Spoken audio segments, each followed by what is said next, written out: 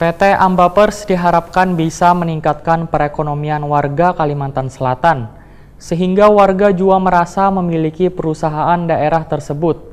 Selain itu, perusahaan yang bergerak mengelola alur ambang Barito ini diminta memperhatikan masalah pendidikannya juga perekonomian warga di sekitar.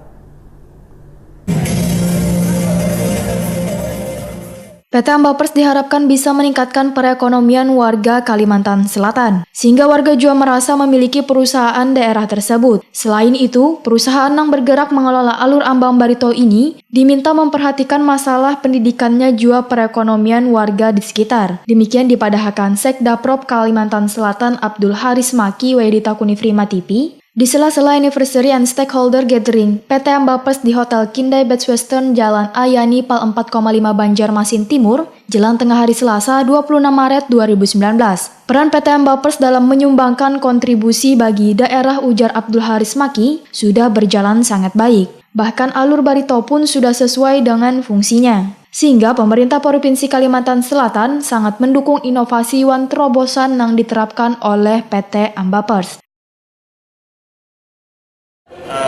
PT Ambapers ke depan berpikir untuk lebih bagaimana meningkatkan penerimaan daerah dari sektor ini, kemudian bagaimana memikirkan masyarakat di sekitar situ bisa terayomi dari sisi pendidikannya, kemudian sosial ekonominya dan sebagainya.